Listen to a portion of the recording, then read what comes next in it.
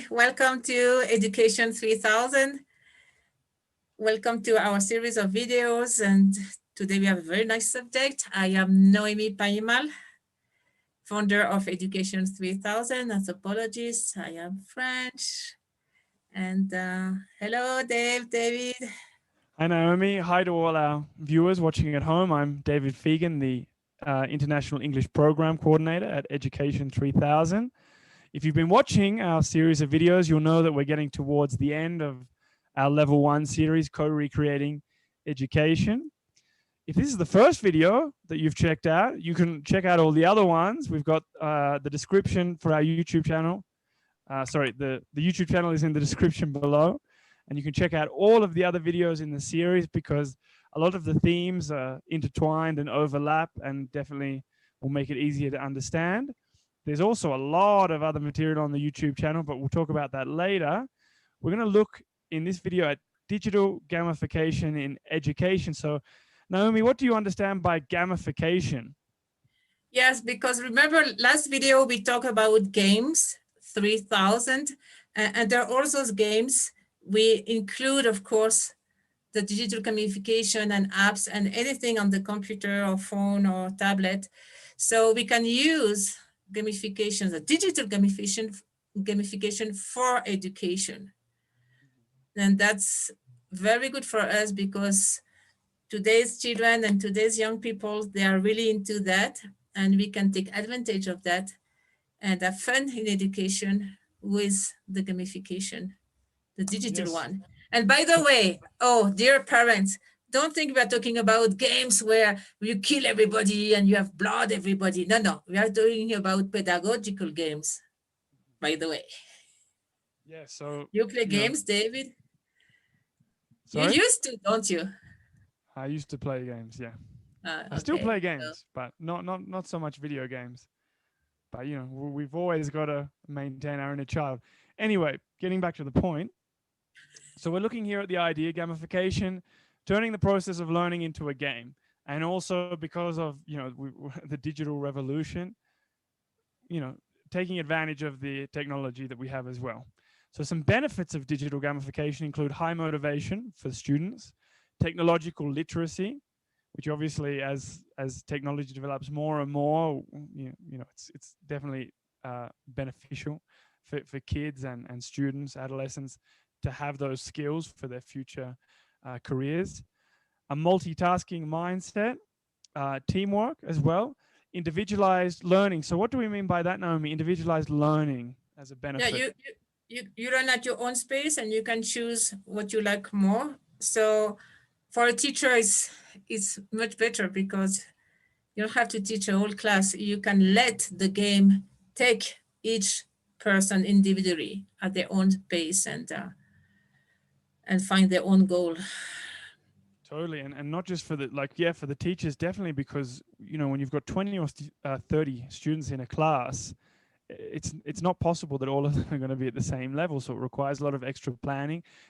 But this is also beneficial for the students because sometimes students, especially children, they notice when they're a little bit slower or when maybe the teacher doesn't have time for them, which we don't recommend showing as a teacher, but sometimes it happens. So this is really beneficial for the students as well to feel that they're participating, they're included, they're not left out, they're learning, they're advancing, very important. Some other benefits of digital gamification, it creates collaborative and social experiences. It develops speed of the right hemisphere and it improves the learning experience in each lesson.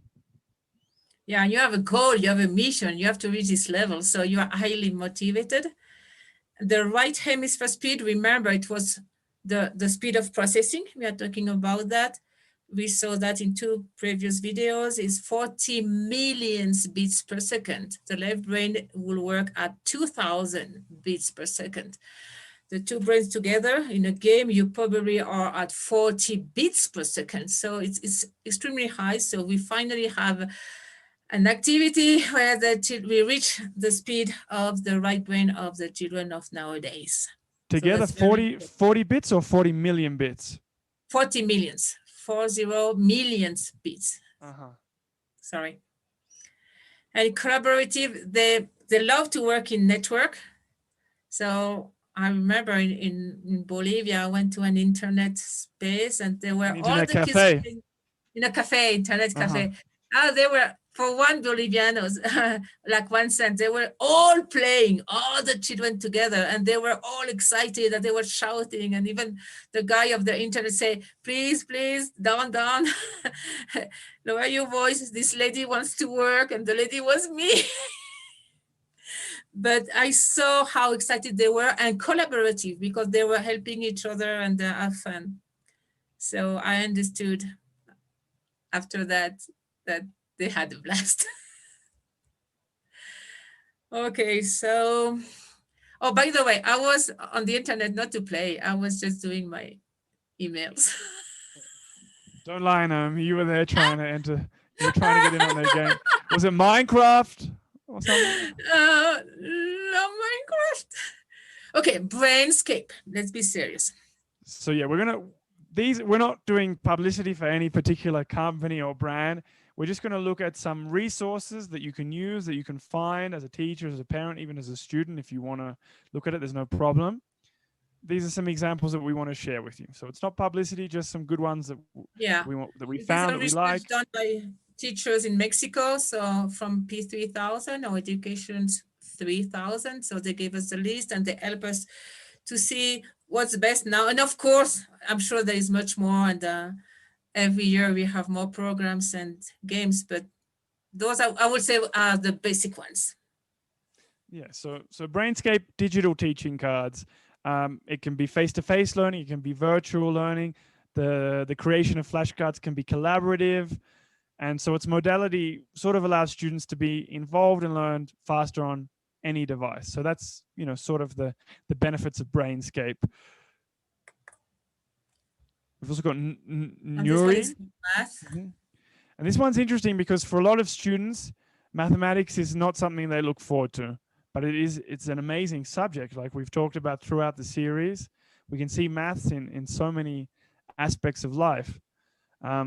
So this is a quote or a comment that one of our Education 3000 teachers made to us. They asked not to be, for a little bit of not for their name to be made public, anonymity, but they told us that using this program on a regular basis actually made them more effective, or has made them more effective as a teacher. They can use it for formative assessment and to see where the students are in their learning. So formative assessment, a formal assessment, right? So like often school teachers, they have to show these marks. Okay, this is what your child has. So they can use this as a way to get that assessment done, which is not necessarily always the favorite thing to do or the best way of measuring learning, but it can be used in that. And another nice thing that the teacher told us is that using this freed up more time for them to create better lessons that were more engaging, that the students enjoyed more. Yeah, I guess everybody likes the idea of free up more time. Definitely. Actually, all the games will do that at the beginning. Celebrity. So this one is basically a lot of, I guess, games about basic knowledge, specialized games up to university level, and also topics that maybe you can't find as commonly in other places, like more particular topics, things that are a little weirder. Weirdo, freak. Yeah, they have a very large variety.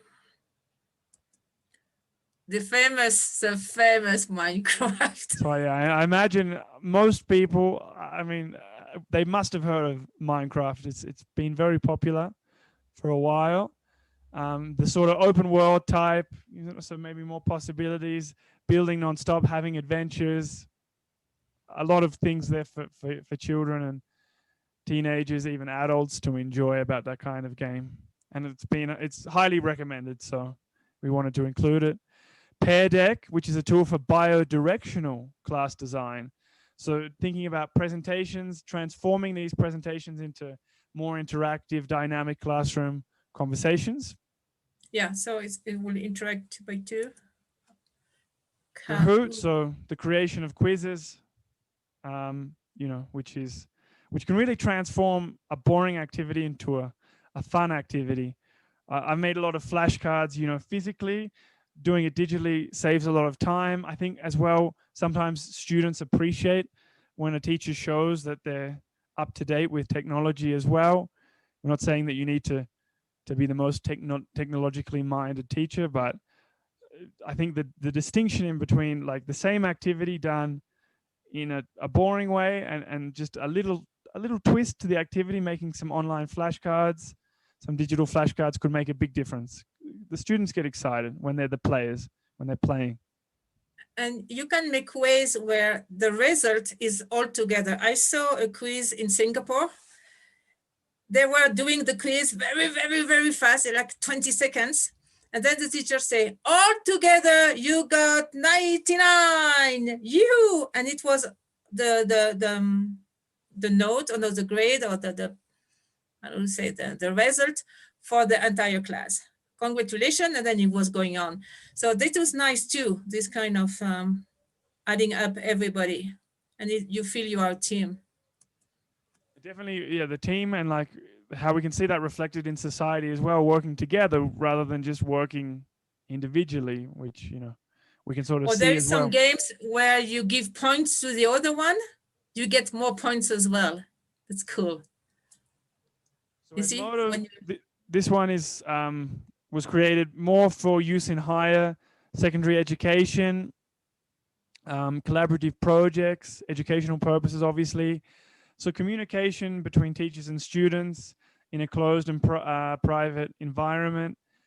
Obviously, I think we're probably going to see more of these as technology develops, but also as the world continues to change, because last year, all of you who are teachers, students, parents, in some form, I imagine you've noticed that your child or your work has gone online. All of my classes in Bolivia for the past year have all been online. So I think this is probably I heard about kindergarten online last year.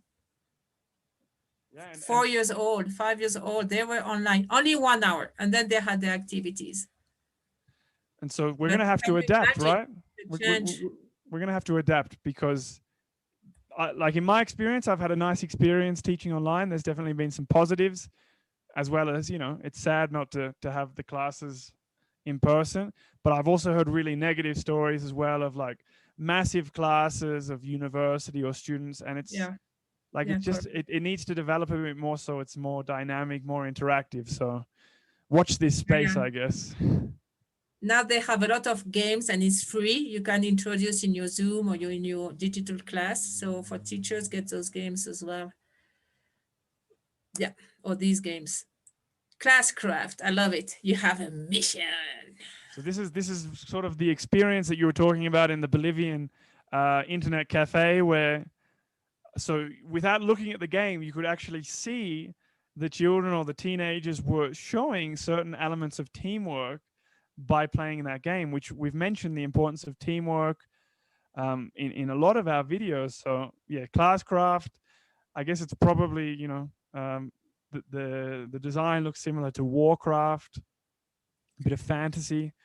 So yeah, I'm sure that this could be a really good one as well for some of the gamers.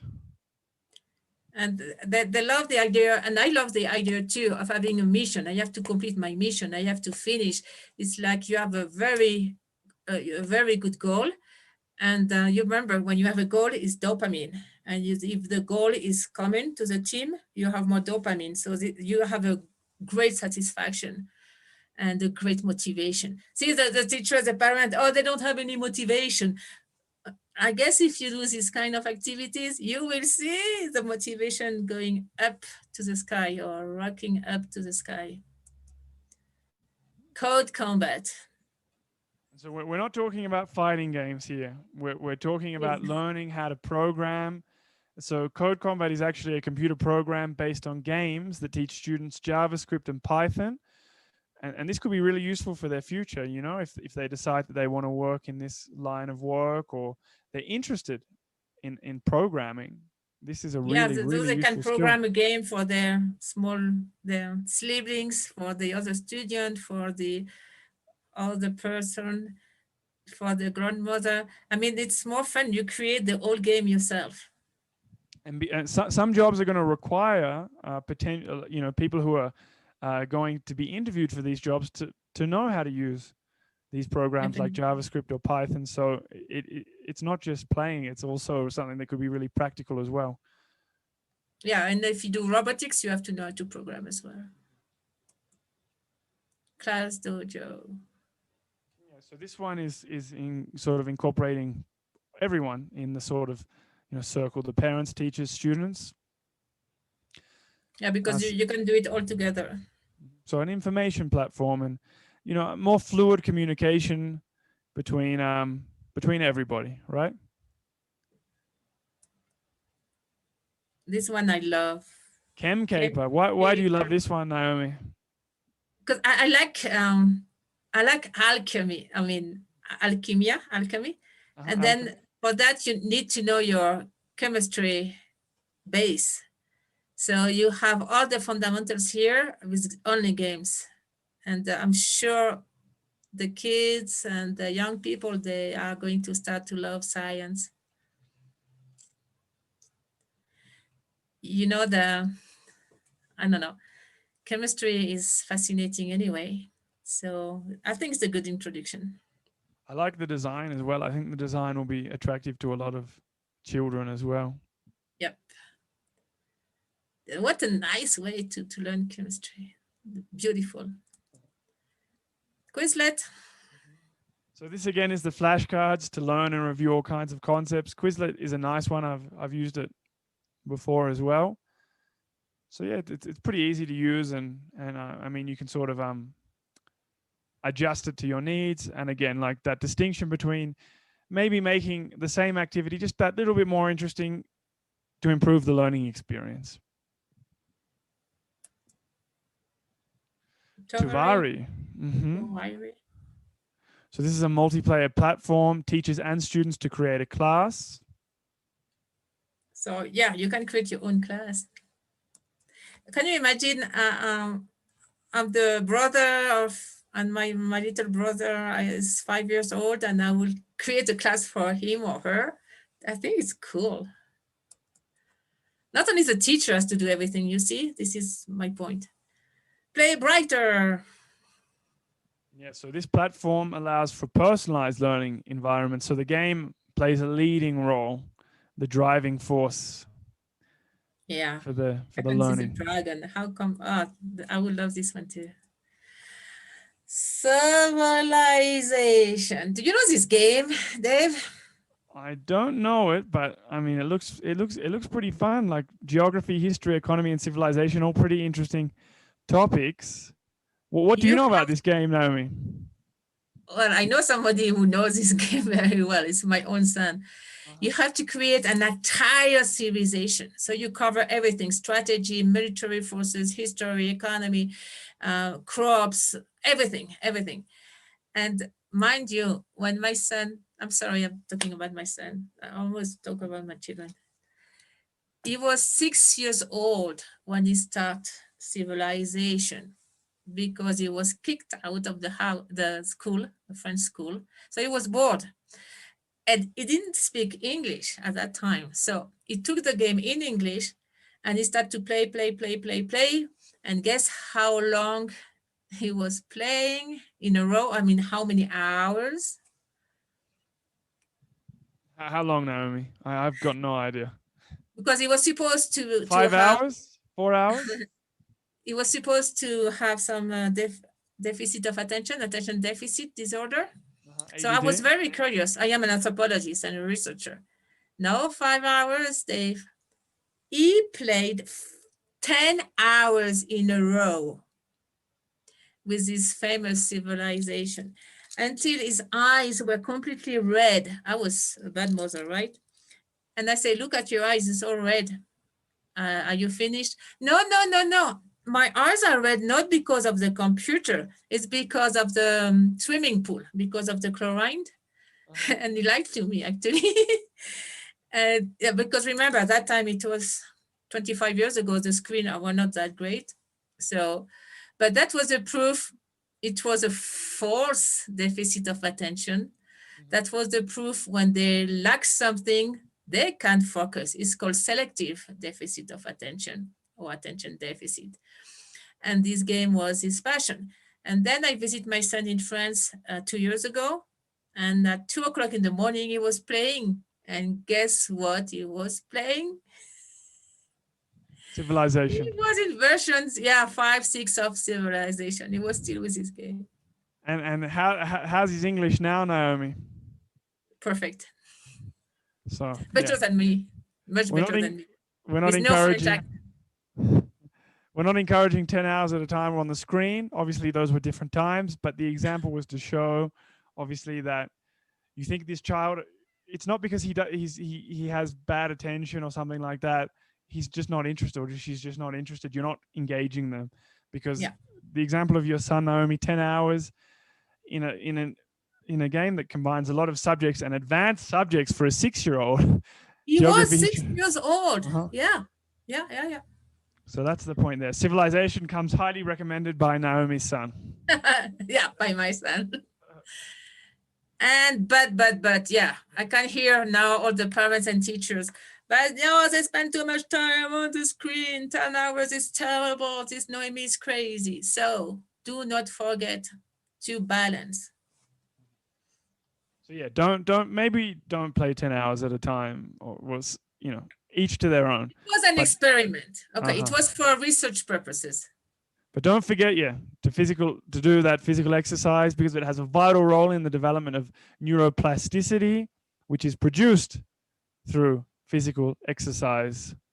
BDNF, which we've looked at already. Yes. We looked at earlier in the series. Yes, we did.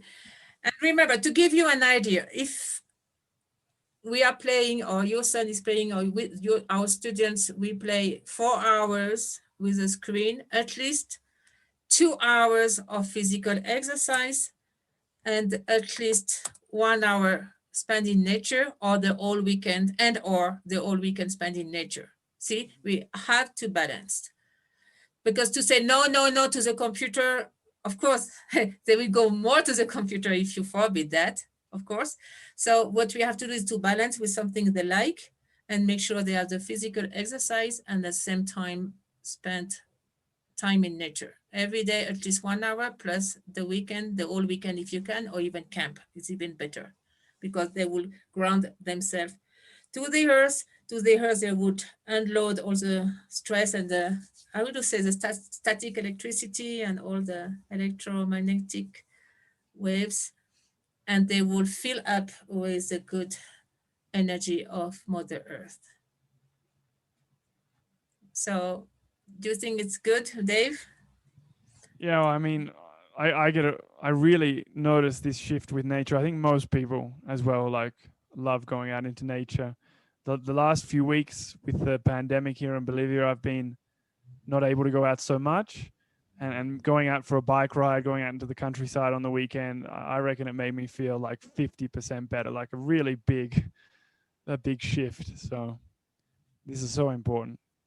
Taking your shoes off and walking around in the grass. Okay, It sounds hippie, but no, it's good for you. It's so good for you.